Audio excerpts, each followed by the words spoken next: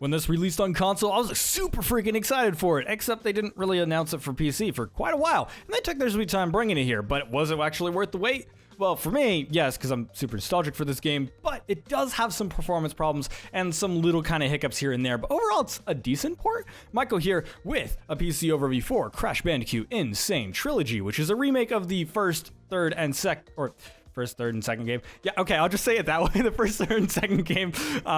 So yeah, they're actually pretty dang good, and they've actually been received fairly dang well. So if you don't actually know anything about the game, they've been out on console for quite a while, but today I'm going to be focusing on the PC version of the game, so I'm going to be talking about performance, and the little tiny hiccups and problems in the settings and things like that, and the quality that we have here on the PC port, and then later on I'll talk about my early impressions for the game. I haven't actually finished the game yet, because I just got it today, so it actually took quite a while for me to get here, but I'm going to be talking about, you know, all three games and their performance and things all along those lines. So basically the game it's all three games, but it is all in one single game. So if you've never actually seen it before, here's the main menu. So you actually select which game you want to play, but they all run in the same engine. They all have the same graphics options. Now there is a bug in the game. I'm going to be using controller, by the way. However, the game does support mouse and keyboard. Don't worry about that. But there is a bug in the game to where there's a 50% chance when I click graphics that it's going to crash. So we're going to see if it crashes right now. It crashed. I'll be right back. And we're back. All right, so every once in a while, I don't know why this is happening, but there's like a 50% chance that whenever I open the graphics menu option, it completely crashes. I haven't heard other people reporting this, so I don't know if it's like my system specific, but it worked this time. Sweet, okay. Now I can talk about it. So basically, starting up at the top, you actually have your full screen windowed and windowed full screen. Oh, I should probably talk about performance real quick. There is one port specific problem besides this menu bug, which is the only actual like bug crash that I've run into. Other people have had crashes, but I talk about that a little bit later. But performance-wise, I've actually run the game perfectly fine. However, there is a frame pacing issue that I'll talk about a little bit later. But yeah, anyways, display modes, you get your windowed full screen and windowed full screen modes, which is actually pretty dang nice. However, there is a frame pacing issue that ends up causing a little bit of visual stuttering here and there, and therefore I'm playing the game in full screen, which seems to alleviate it for the most part, and you can turn off VSync to kind of get rid of that. You will get some screen tearing here and there, and it didn't really work, but there you go. It also supports more than 16:9 resolutions. However, I'm running on 16:9, so I don't know if it gives you black borders or not. And if I do it, it just causes stretching, which looks awful. So yeah, so I don't know if it causes stretching or if it has black borders or anything along those lines. Whoops, I touched my mouse. Like I said, the menus do have full mouse and keyboard control. So there you go. Max FPS is a little bit sort of misleading because it does have 30 and 60, which only is effect if you have VSync on either here or in your graphics option, or if you're in a mode that would have VSync on, such as windowed full screen or windowed mode. So basically, people have found out that if you actually remove VSync and completely turn it off, you can go above 60 and it doesn't affect game speed whatsoever. The game is not tied to frame rate, which is kind of curious to why they didn't include higher frame rate options here to begin with. I don't know if there's going to be some bugs or something along those lines with those other frame rates, but seeing as there's some frame pacing issues here and there, it's better just to turn VSync off anyway, so you can actually play at an uncapped frame rate, which is probably not the best for your graphics card. But anyways, going on to motion blur, turn this off immediately. It looks awful and it is a huge performance hog. My graphics card runs at about 40%, and it's a slightly overclocked GTX 1070, which you can see down at the bottom of my memory. It doesn't use barely any memory. It uses like 2 gigs or something along those lines at complete max. So yeah, it doesn't really use a lot of performance to begin with. However, if I turn on motion blur, all of a sudden I'm seeing the game take massive amounts of basically power, and basically I go up to 80 or 100% on my graphics card and I start getting frame rate stuttering. So motion blur not only looks awful, it also kills my frame rate. And I don't know if that's because of a bug or if that's just the way they actually designed motion blur. It could be both of them, and it's because I'm at a higher resolution. Maybe they didn't design it for higher resolutions and it's a resolution scaling option or something along those lines. But regardless, it looks awful, so just turn it off anyways. Don't worry, it doesn't affect depth of field or anything. You get your presets. I ain't using them. I turn off the anti-aliasing because it's actually FXAA, and you may as well just have it off because it looks awful. And it doesn't actually get rid of jaggy, it just makes the screen blurry, which is really annoying. It's probably one of the worst implementations of FXAA I've seen in a long time. So I just have it off because it literally looks better that way. And you can't really force it with a graphics driver either. I don't know if anybody's messed around with any sort of advanced techniques or anything along those lines. Shadow resolution, I have it on ultra, but you can end up turning it all the way down to low. You can't turn them off. I think it's used for gameplay mechanics. Then you get ambient occlusion, bloom, depth of field, which actually looks fairly decent in this game. It's fairly far away, so it doesn't really do much there. And then fur blur, which basically makes it so that there's some light scattering on top of characters that are supposed to be furry and stuff like that. And it actually looks kind of nice. I kind of like it. Although it does have some graphical glitches we'll talk about a little bit later. So overall, like I said, performance has been pretty solid aside from the frame pacing issues, and it's not really that heavy of a game. Gamepad controls, you can't rebind, which is a little bit unfortunate. There are actually some other controls as well that it doesn't show in here, and it may be because I'm on the first game. If I go to the other one, maybe it'll actually show the other gamepad controls. It does not. Okay, anyway, so every once in a while it'll be like, oh, use the left trigger or right trigger or bumpers or whatever, and it'll actually have those. When you get to them in game, it'll show it on the side of the screen. So it's not like it's leaving you in the dark, but it doesn't actually show all the controls here either, which is a little bit curious. And then you get keyboard controls, which you can luckily rebind because the default bindings have your mouse for whatever reason, which is a little bit strange. I would play this completely with the keyboard since you don't actually have to control the camera whatsoever, but you can actually double bind, which is super, super nice, and you can rebind absolutely everything, which is super, super nice. It also has some options such that are separated that are not separated on the gamepad, such as equip bazooka and stuff like that. So yeah, a little bit interesting. Now, when it comes down to the quality of the port itself, there are some lower quality effects that don't scale with the resolution. So I'm going to start on the second game to actually show some of them off. Now, before we get to that, there are some other issues people have been having, such as I was talking about frame pacing issues. Some other people are having the frame rate cap at the wrong hertz or whatever. And so basically it would be like, oh, your monitor runs at 48 hertz when really it's like a 60 hertz monitor, and therefore they get a bunch of stuttering and the frame rate is just doesn't look right? Because so it basically causes a bunch of tearing and it causes a bunch of other issues as well because it's not running at a proper frame rate. And so a lot of people have been having problems with that, and therefore it's recommended to just turn VSync off. And I gave other reasons as well to turn VSync off on this game as well. So, you know, it's not that bad of a recommendation, but yeah, there you go. I'm just going to go ahead and speed across. But you can actually see right here some of the lower quality effects. I'll find another spot that actually has it, but you'll actually see the resolution of the actual reflections and other types of effects of those type are actually going to be fairly dang low. It looks like it's at 720p. Whoops. The hitboxes are a little off as well. I'm not 100% used to them yet. I was actually playing this on the actual PlayStation, which I actually have over here.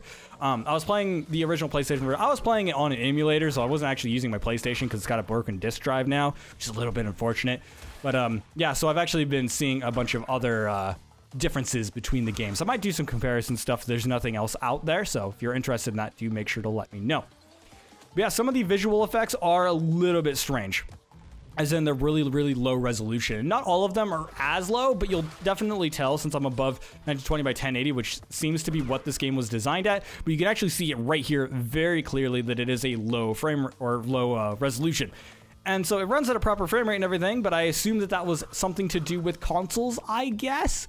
And so they actually had that, and there's no option for it in the game. Another thing excluded from the options is the sound options that you actually didn't see in the menu, and there's a reason for that. They're actually in the game options when you end up going into here. And so you can actually invert your jetpack controls, which I don't have unlocked yet, and then you actually have your music volume, your speech volume, and your sound effects volume. And that's actually how you change that. I don't know if it necessarily changes the main menu or not, because I haven't been analyzing it enough to actually tell whether it has or not. So I don't actually know whether it does or not. But the setting seems to be separate for each different game. So you can turn one game up and turn another game down. So if you don't want the music in one specific game for whatever reason, you can end up turning it off. So there you go. But yeah, this is basically how it looks. It doesn't look bad, actually, and it runs pretty solid. Wow, I screwed that jump up. But yeah, you can't actually exit back to the menu. Another thing that is kind of missing is there is no exit to desktop option. You actually have to go to quit, and then you have to go back to the main menu, and then you have to go back again. So if I actually wanted to exit the game, so here I'm actually sitting at the loading screen, which is another complaint I have. May as well mention it now while we're loading. The loading screens, this is installed on an SSD NVMe, which is a 970 Samsung Evo. And so basically that's a pretty fast freaking SSD, and my load times are freaking ridiculous, and it's not even slightly touching the actual performance on my SSD. But in order to exit the game, you actually have to go back to here, and then you have to hit back again, which again makes it so you have to go through a loading screen, which is a little bit annoying. There's also some loading stutter every once in a while whenever you go from a bonus stage into a main stage. Don't know if I'll be able to show it or not. I'm going to go back into the first game to show off some of the greenery areas, which is probably the best example of how this game looks.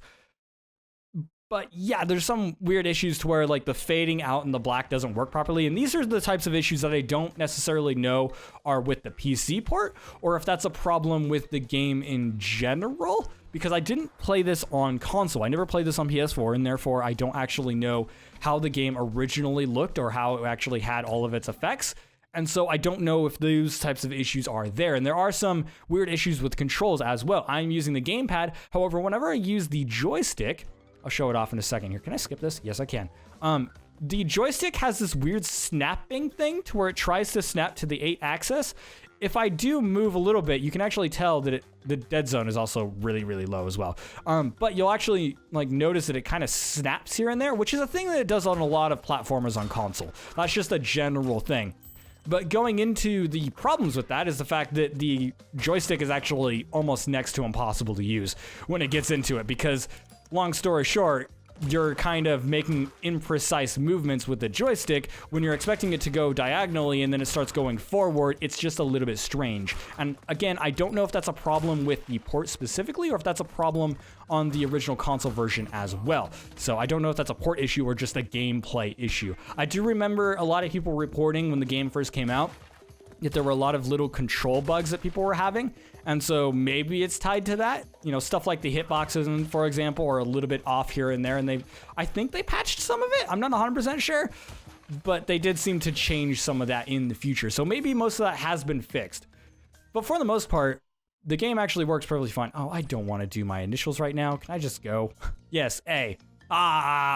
Made a perfect time. So yeah, that's mostly my control issue. Everything else seems to be working fine. Whenever the frame rate sort of stutters here and there, it doesn't actually affect the actual controls of the game. And so I'm not actually having any problems with there. Oh, I was going to switch to Coco because he can play as Coco and she's awesome. Oh man. But yeah, so for the most part, game runs perfectly fine for the most part, except for that frame rate stuttering, which is a little bit unfortunate. Will this actually go back to the main menu, or that will go back to the previous menu? The game also has a autosave function, which is in the console version as well, which is super, super nice. There we go. I'm going to switch to Coco because you can play all of the levels as Coco, except for the ones where Crash has to specifically be there. Like whenever he tackles a freaking panda, which is, or not a panda, but a polar bear. Why did I say panda? He tackles a panda in Crash Bandicoot Bash or whatever, or they called it Crash Bash, not Crash Bandicoot Bash. Whatever. I'm old now, so I don't know names. But yeah, so game performs fairly well. The problem is that it has that frame rate issue and some other types of issues as well, which is a little bit unfortunate, but none of it really kills the game. So if you're looking to actually pick this up on PC, maybe you've never played these games, then I definitely recommend it. These Crash Bandicoot games I've played for a long time. Now, getting into my impressions of the game so far, keep in mind this is not a one-to-one creation. In fact, it's very, very far from it. It is using the same design, it's using the same levels, it's using the same characters and personality, which is awesome. And they actually nailed the personality of this game. I love the personality that they threw into this game. And it helps the game a lot, and it makes it feel a lot more modern as well, especially with a lot of the graphic and visual effects that they actually did a fantastic job on. Also, there was some doubling up on some of those you'll notice it here on the left side. You'll notice some doubling up there because they used a special effect or whatever to actually make it look like certain objects are 3D when they're not really 3D. And this is something they do. Again, they do it on console a lot, but they don't do it mostly on PC because it looks awful at higher resolutions. And so you'll also notice some of those visual effects as well being at low resolution. Anyways, going back into my impressions of the game, yeah, for the most part, I enjoyed these games. I freaking love them. They're probably my favorite set of games on the PlayStation 1. And that was, now I'm going to be again. Followed by the Spyro games, which they're also doing a remaster for, and I hope that ends up being good too. But these are just excellent platformers, and they took some creative liberties as well with some things like, let's say the bonus levels on the first game, for example, they actually made them portals, and so you'll actually go to the portals instead of actually going into the box, and then all of a sudden it just teleports you or whatever, and it still creates a checkpoint and everything, but they made some creative liberties. They've made the jumping a little bit different. The jumping is a lot heavier. Like I said, I was just playing this on the PlayStation, and so it's not like a comparison, but the game feels a lot weightier than it did back in the day, which I think is a good thing. I think it's a positive because the game feels much more grounded and it's a lot less floaty, and there's a lot less issues with some of the platforming. Although it does take some getting used to. If you haven't played a lot of modern platformers and you've just been playing retro platformers, then you're going to be used to the square hitboxes that characters used to have back in the day. Now, thankfully, I'm used to the capsule version of characters, which you don't know what I'm talking about. I'll do a video on it eventually, and I'm sure there's videos out there to begin with. But look up capsule collision in games. And so basically what happens is the bottom and tops of the character are curved rather than being flat like they were in retro games where they would just use a box for collision, and therefore certain platforms were easier and certain other platforms were harder to land on. So yeah, it affects the game a little bit, and they took some creative liberties in making sure that that works properly here and there, although they did scuff it up every once in a while. But for the most part, yeah, this is a faithful recreation, and I really, really like it. I love this game, and I still go back to it and play it on my original PlayStation every once in a while. And so now actually having the remaster version and everything with an excellent recreation is actually kind of awesome. Seeing that, because it's actually done really, really well, and it's really, really fun. These are platformers that still hold up today, which is one of the reasons why I regard them so well. It's kind of like the original Sonic games, to where they just hold up really, really well because the design is so unique and it has such a personality to it, and this game keeps that personality. So I strongly recommend the game. It just has a few technical hiccups here and there, which seems to be something we can't unfortunately get away from here on the PC platform recently when it comes down to console ports. For some reason, a lot of developers still aren't quite accustomed to working on PC. Obviously, PC is a diverse platform, and so your performance is going to diverse depending on your system, and some people are having trouble running this on lower end machines, which it's a modern game. If you're running a laptop running a freaking, Intel Duo Pentium, then good luck, because your integrated graphics is not going to run this game particularly well, and you're going to run into some problems with certain levels just because your frame rate's going to be low. But yeah, I enjoy the game. I like what I've played so far. Some people have mentioned that some of the later stuff does have some heavier performance stuff, but I haven't quite gotten there yet, so I will end up leaving a comment if I ever have any problems with that. But seeing how light the game is at this point, it looks great, runs great, except for the frame stuttering here and there, which is just unfortunate. It doesn't really affect the game all that much. And the thing about the joystick as well, which I said was annoying, but it's actually not that bad because you can just end up using a D-pad. These games were originally designed with the D-pad in mind, and so you find a lot of angular analog style jumps. Whoop, there's the capsule collision there.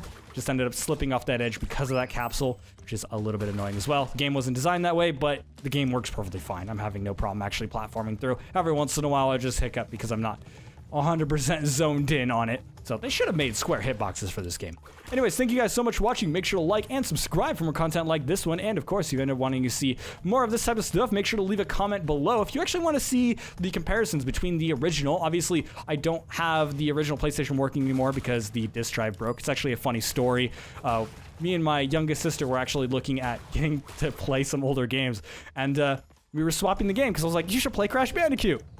Hilarious time to bring that up because we pulled out the disc and it pulled out the IR sensor with it. And I'm like, oh, okay, cool. So yeah, it technically works. It just takes a lot of fiddling to get working. So maybe I can end up doing some original console stuff, or maybe some emulation comparisons and stuff like that. The game is not a one-to-one creation. They didn't take the original and then just up-res it or whatever. They actually rebuilt this game from scratch, and it looks freaking awesome. And I love the style that it has. So yeah, I strongly recommend this. So make sure to leave any other comments as well. Maybe you have the game and you have some other issues as well. Make sure to leave those down below so that people can end up fixing those issues. Maybe you've seen some other types of coverage, or maybe you've seen some reviews and seen what other people have been thinking, or maybe you owned it on console. Is it worth picking up on PC again? Probably not, unless you're actually mainly a PC gamer. Having the higher frame rates, because on console it was capped at 30 FPS, having 60 FPS or higher is actually quite nice, I would say, especially for something that requires precision jumping, because this is a precision platformer. So yeah, that might actually be a good reason to end up picking it up again. But other than that, yeah. Anyways, like I said, thank you guys so much for watching, and I'll see you guys in the next video. And I'm gonna head upstream. Wait, I gotta get the box first. Yeah, time! I lose everything I just got. God, this game is gorgeous though. I freaking love it. I wish the effects went higher though.